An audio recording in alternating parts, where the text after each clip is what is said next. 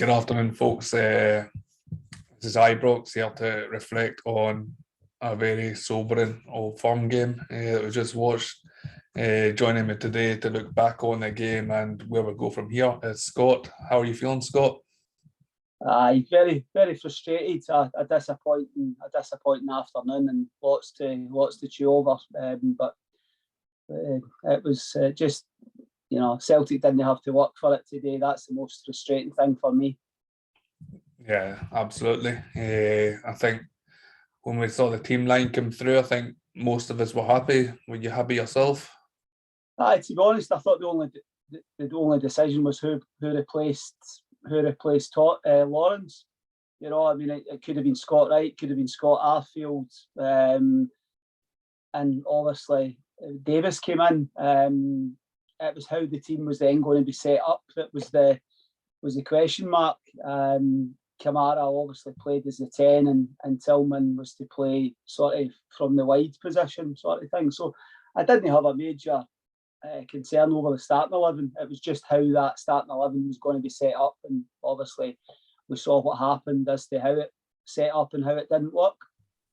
Yeah, I mean, hindsight's a great thing, but we already knew that Tillman doesn't play his best football from that right-hand side, and Kamara's had one good game playing that number 10 role. So I guess from that point of view, it was a bit of a surprise. I was on last night's pod predicting a team, and I thought it'd be Scott Wright or Scott Arfield that would have come in and played on that right-hand side and leave Tillman where he was, which now looks like what we should have done, but ifs and buts and maybes. It's all in the past now, but the other thing I said in the pod last night was we know how Celtic were going to play. They weren't going to do anything new. They weren't going to try anything smart or anything we hadn't seen before. They were going to play the way they do. And one thing Celtic have been noted for is their fast start. And after 8 minutes, we were 1-0 down. Yeah. What did you make of that? Just obviously we spoke prior to coming on, and I was just thinking first 15, 20 minutes, we knew what happened back in February when we played them, that it wasn't a surprise back in February. So 8-9 months on from that, it shouldn't have been a surprise at all. So we've sort of got ourselves into the game. Kent gets the ball. Kent should basically put his laces through it and just get us 30, 40 yards up the park. And then there's so many mistakes in the goal, to be honest with you. The goalie will get stick. The goalie should save it, undoubtedly. But there's so many. We switch off when the throw gets taken, and then it goes for there. You're up against it. Their tails are up. They've scored early. It's just it's a difficult place to go. I've seen far better Rangers teams than the current one go to Celtic Park and lose early goals and have a tough day, so you always want to get through. It's one of the places you have to go and be solid the first 10, 15, 20 minutes. Keep the ball, be good in possession, don't give anything stupid away, and we done that within the first 10 minutes. It's just Celtic didn't have to work for it. Yeah, absolutely. And I know a man who would have been looking down from the skies today, the best manager of my lifetime, Walter Smith. He always went to Celtic Park and he was always solid. It was like that was the main rule. Don't concede. Doesn't matter if we don't score, just don't concede. It's the same, I guess, anywhere you go when you go in Europe. When teams come and play us, you just try and quieten the crowd. And to give away such a symbolic goal after 8 minutes, that was it. Their crowd was up, everything was on their side. And yeah, like you say, I think McLaughlin should have been much better, much stronger hand. Nobody reacted to the throw-in. Kent should have punted that ball up the line now. Yeah.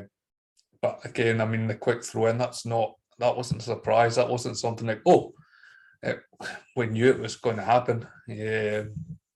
I thought after that, we settled into a bit more and we had plenty of the ball, and Bonner and quite a few, I think, throughout that first half. Bonner, I thought, was probably the only man that got pass marks. He put in some absolutely delicious crosses, and just Cholak never got in the end of them or got under one of them, and we didn't take our chances, which then led to the second goal just after the half-hour mark. Jota scored again. How many mistakes were in this one move?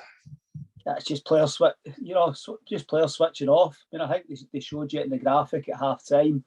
Kent, Kamara, I'm not sure who the third one was, Lindstrom, I think it was. Just it's laziness. For me, basic effort and application and being switched on goes a long way. And that was, for me, the fundamental difference across the whole 90 minutes. Celtic, as a team, and their ball boys were completely sharp and switched on. And, Jota gets through, fantastic finish. I think McLaughlin, I couldn't blame him for the goal, but I think he makes it easier for Jota.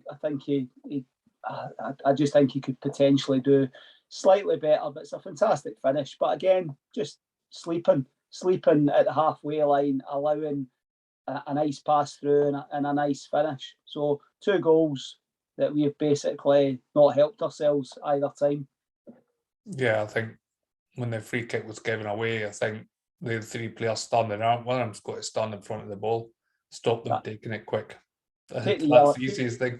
It's not even a difficult thing. You're not running, charging 10 yards or using energy. Just step 2 steps to your right and you're standing in front of them, stop them, take it quick. Take the yellow card. If the referee's so minded that he's going to give you a yellow card for it, you know what I mean? To be honest with you, at 1-0, I was thinking, see if we can we're not really playing brilliantly here, but just almost get through to half time. I know half time was a long way away, but you're just you're counting it and like get through the next 10 minutes at 1-0, and if you can get anything back, great, but don't lose anything else. And it's almost a mirror image of the game back in February. We've just shoot ourselves in the foot with basic errors. Yeah, I think Tillman had taken a crack off. One of them had tried to take a quick free kick and he got away with it. So it should have been the same thing. Tav doesn't track Jota. He runs on the blind side of Goldson, doesn't see him.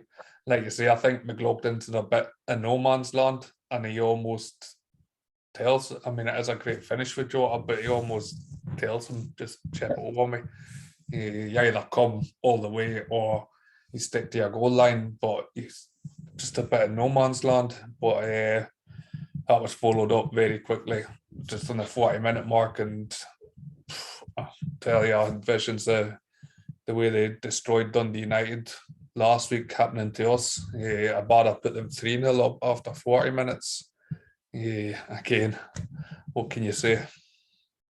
At that point, you're thinking, right, you're 5 minutes with a break.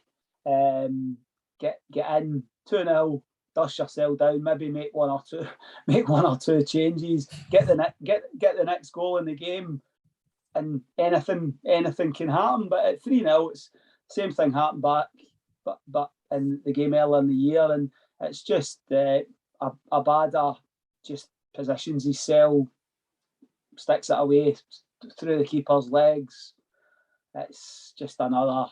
Again, they've not had to work for it. That's 3 goals. We have not covered ourselves in glory with any of the goals.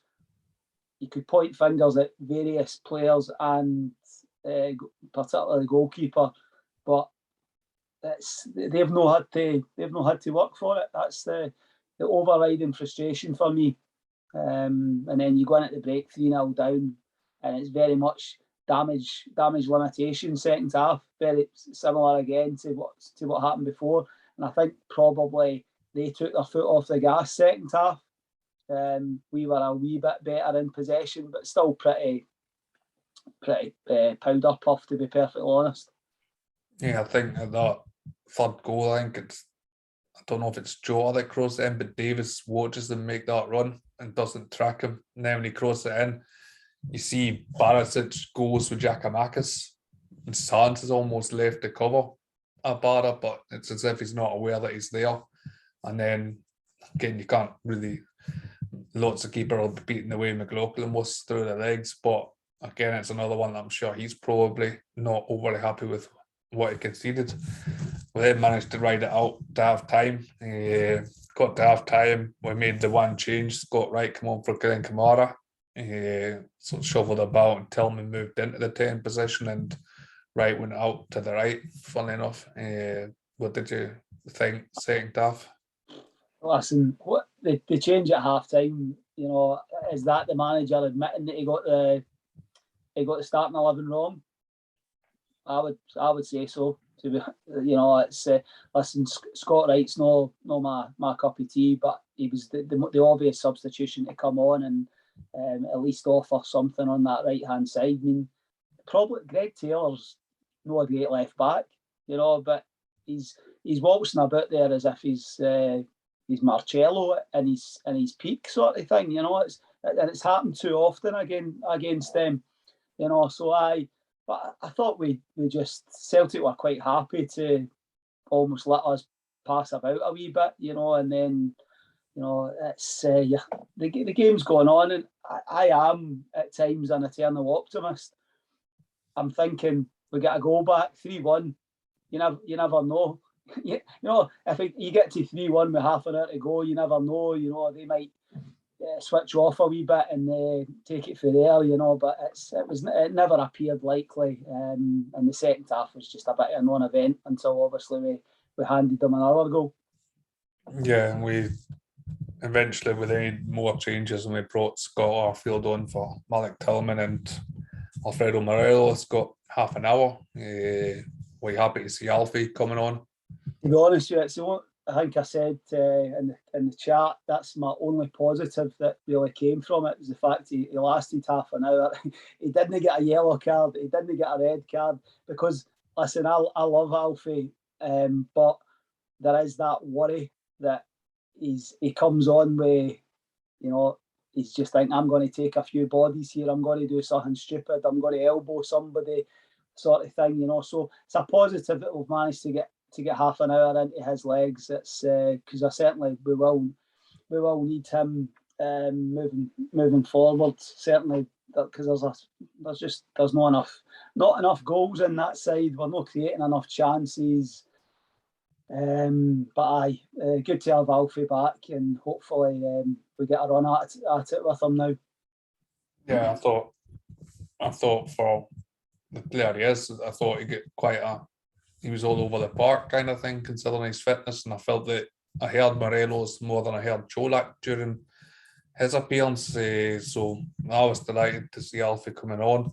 But like you, I think I put in the chat at half time, I want him on, but he's a red card written all over him. But to be fair, I think that if it hadn't been for the Hibs game, I think he would have come on for a red card, but I think he's maybe learned his lesson after Hibs, and well, he survived it out. The one thing I will say, I think he did look a little bit trimmer.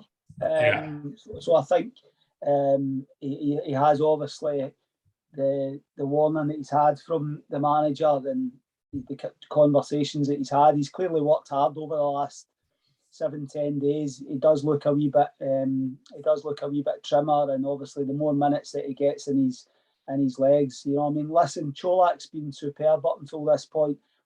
He had one or two opportunities today, but Cholak, Morelos, Christ, you could have had Ali McCoist in his peak playing number 9 today. It wouldn't have made a great deal of difference. Yeah, and then just before we threw all out, we brought Jack and Sakala on for Kenton Lundstrom. That's getting them off 10 minutes, 15 minutes early in preparation for Ajax, I'm guessing. Definitely wasn't a move to win the game. But then came the fourth.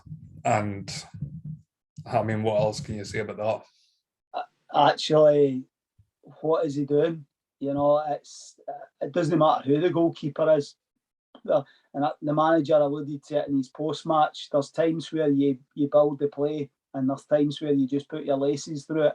And that was one of those times you just put your laces through it. I have absolutely no idea what he's trying to do there. And my God, you almost think you've got to get out of jail with a 3-0 when you haven't kicked a ball the whole game, and you hand them a fourth, and you almost give them a bit of extra impetus for the last 10, 15 minutes to make it 5 or 6 or whatever sort of thing. It's like the game was almost petering out at 3-0, and then listen, I feel sorry for John McLaughlin, because it's going to take a lot for him, and this might be a bit OTT. It's going to take a lot for him to recover as a Rangers goalkeeper off the back of that performance today. I think that there's better Rangers goalkeepers than him. I've had bad days in an Old Firm match, but it's a shocker, absolute shocker, and I think it'll be interesting to see what happens off the back of that. Not talking knee jerk, but there has to be casualties from that performance today when we go to Ajax. There has to be 2 or 3 changes for players that just haven't done it. Yeah, I've seen Super and Boydie both calling for McGregor to put back in. I'm not necessarily saying that, but it's a worry. I mean, it wasn't as if he was under a great deal of pressure. He had a few seconds to get rid of that ball. So it wasn't as if he had to quickly move it. He had plenty of time. The nearest 2 players were Celtic players that were going to get that. So honestly, I've got no idea. I see, to be honest, I don't know if it was Man United a couple of weeks ago. I think it was De Gea done something similar at Brentford when Man United got pumped. He played the ball to, I think it was Ericsson. So it's slightly different, but it's a similar stupid mistake. It's, if you've got any doubt at all, if Celtic have matched up Goulson and so on and so forth, you just put your laces through it and get up to the halfway line. And John McLaughlin, nobody will need to tell John McLaughlin that. Well, we benefited from it 2 weeks ago against PSV when their keeper put their player under pressure, and we obviously Tillman put the press on, but at least in that instance Cholak was actually pressing the goalkeeper. McLaughlin had time, and it's just inexplicable. Game sort of petered out a bit after that. Goldson's challenge, red card for anybody other than Andy Walker. Listen, it's very similar to Lundstrom a couple of weeks ago. He's just taking a body, but it's a yellow card. You know what I mean? It's I don't care what anybody says. Andy Walker, my God, what I would do for a Sky subscription where you could just mute Andy Walker and Ian Crocker.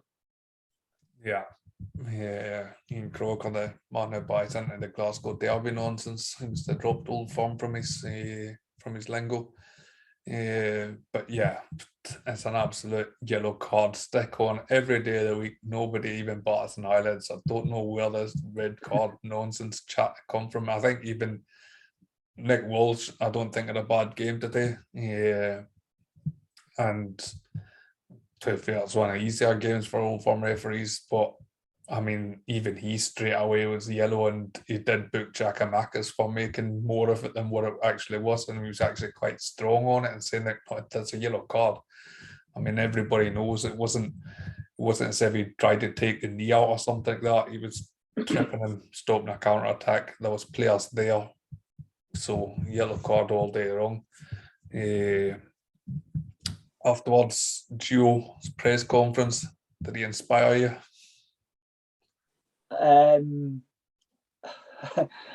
think the worrying thing for me is he said that we were aware of, we had prepared for how Celtic would take quick corners, quick set pieces, quick throw-ins, all that sort of stuff. So he's basically laying the blame at the players not being switched on. Listen, he has his demeanour, he has his the personality, that sort of thing. That's the type of guy that he is, sort of thing, But equally, there was times where Gerrard didn't particularly inspire, and just the way that he came across, So I'm not hanging him for his post match. I don't think there's much he can really much you can really say. He's not going to come out and slay individuals. I don't think he's that type of guy. But what is being discussed behind closed doors, the worry for me is, and I've repeated it several times, so many months on from the same thing happening at Celtic Park, and we've made the same mistakes. You know, that's the thing for me. I've had a lot of worries domestically with regard to the way that we set up. We're too cautious and we're too slow, we're too passive, all these sort of things. We were pretty much all of the things today, but ultimately individual errors. You know, they talk about when the players cross the white line, it's down to them. It's their responsibility if they don't take on information and what have you. But Gio's got a big few weeks ahead, and that's no. I'm not calling for his head. Prior to today, I thought that the up to the Hearts game was going to be vital. I thought that we were going to need 7 points across the Celtic, Aberdeen, and Hearts away fixtures. That's obviously now not possible. But all we can do now is we don't play Celtic until January. You know, we just have to forget about Celtic, to be honest with you. We just have to focus. We should always just focus on Rangers. Rangers have to be better. That's if it's not better, if we don't get better in the next 2, 3, 4 weeks, it's going to be a long season. Yeah, I would like to hope that Gio was a bit more passionate behind the closed doors and tore one or two of them apart, maybe 9 or 10 of them apart actually, because I would have gave Barisic pass marks today, but other than Barisic, I don't think any player was anywhere near the levels they can get to. So, yeah. And that listen, to win any match, you need a lot of players at 7 out of 10. We didn't have one hand. You couldn't have said there was 5 players got pass marks. You know, I think Borna for the 2 or 3 crosses, that's about it. You know, there was times where Kent, for me, flattered. There was times where there was a wee spell in the first half where he was buzzing about and what have you, but I thought equally off the ball, I didn't think he was switched on at all at points today. And you know, it's all very well being good on the ball, but you need to be switched on off it, and that's what we always hear about Kent. Oh, he's brilliant off the ball and he works really hard and that sort of stuff.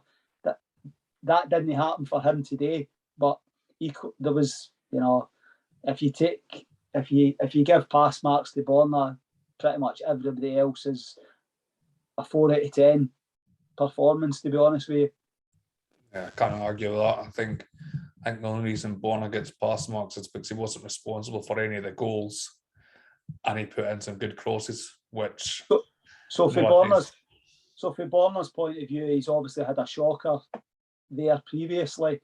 So I would almost say that there's a bit of redemption in the regard that he's not been torn apart. You couldn't finger him really for any of the goals. So hopefully that allows him to put that to bed and move forward stronger. But it's a very, very poor day at the office.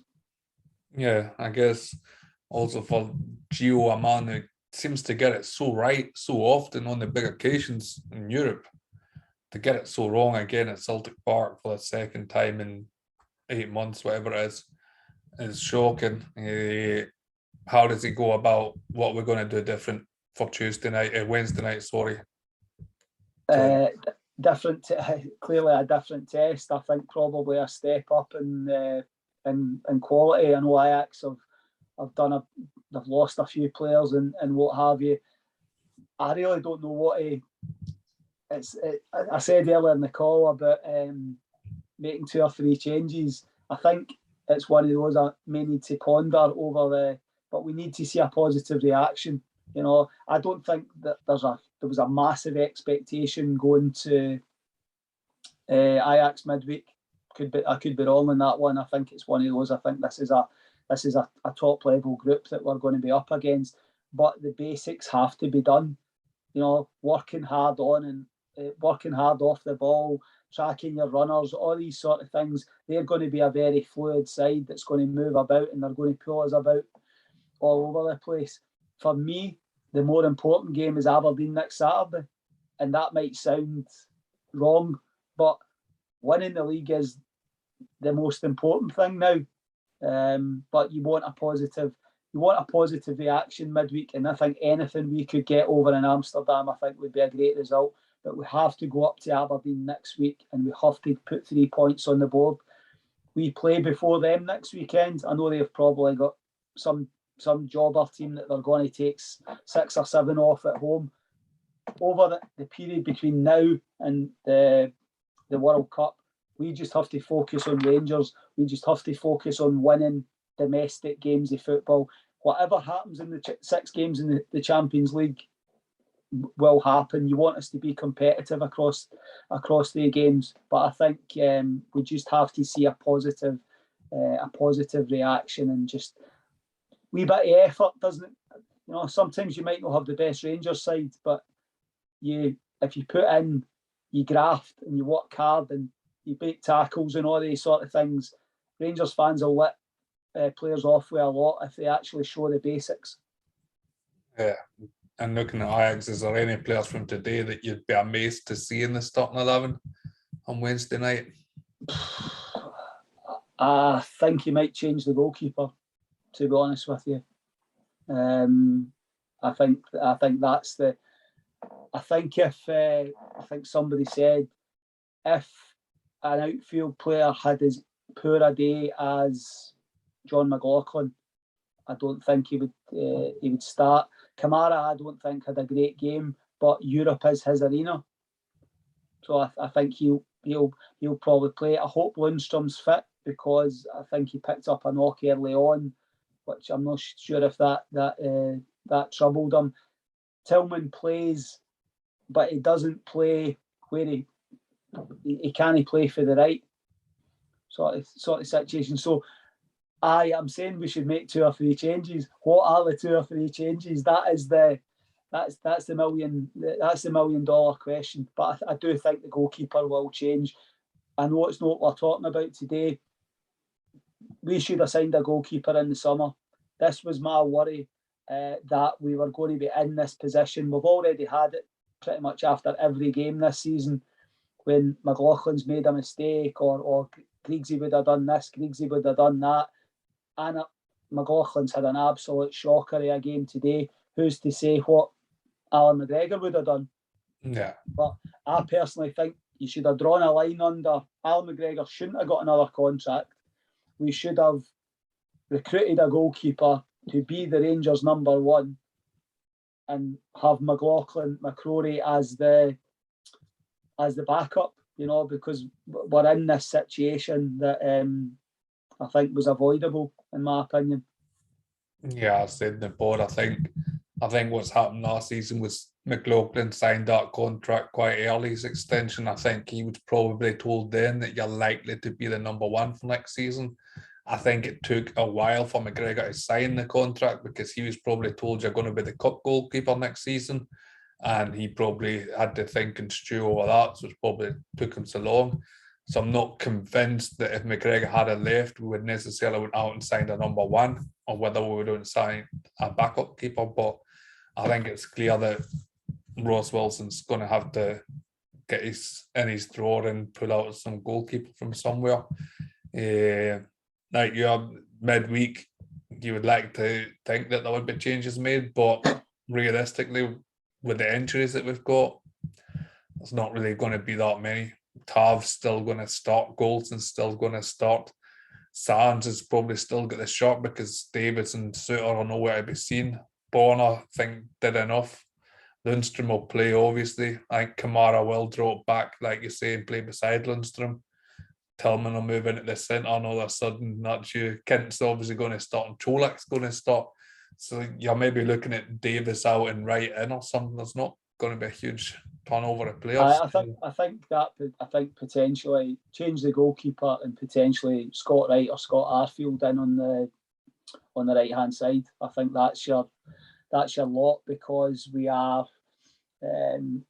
we are limited. You know, we have so many players, particularly middle. You know, Roof. You say what you want, Roof and Hadji and Lowry and you know Lawrence. Obviously, so if you wanted to mix it up a wee bit, I think you are probably pretty limited as the. So I would like more changes than we probably will make, because I just think sometimes you have to throw a bomb sometimes under a couple of players, and it probably won't happen. They might be given the opportunity to show that they've got to react from it positively. That's in an ideal world, you make more changes than is possible, to be honest. Yeah, well, here's hoping we'll definitely put on a better show on Wednesday night. I keep saying Tuesday, Wednesday night. Wednesday night's 5:45 kickoff, an early one. So if anybody's listening, try not to show up for the game at 7:45 and want to have the results up. But yeah, well, cheers for joining, Scott. Not a pod we wanted to do, but listen, it's the only positive for me is it is only the 3rd of September. The league is not over. We can turn this round, but it's going to need big improvements domestically, very, very quickly. You know, go to Aberdeen next weekend. You know what's going to happen there. You're going to Hearts in a few weeks. It's up to the players behind closed doors to get together and basically show that they've got the cojones to be a Rangers player, you know, because otherwise it's going to be a long season. Yeah, 100%. And league most certainly isn't over. Sure, they lost their first 3 away games last season, including getting beat by us. So a lot can happen. There's a lot of time. I don't think any Rangers fan should be giving up their title in the first week of September. But here's hoping. But onwards and upwards. So thanks to anyone listening in for going through that. The usual pod will be here tomorrow night and Sunday at 8 o'clock live to reflect on. Please join that and get your comments in, and hopefully we'll look forward to a much better week. But for us, trying our best to enjoy your Saturday night, and here's looking forward to Ajax. Thank you.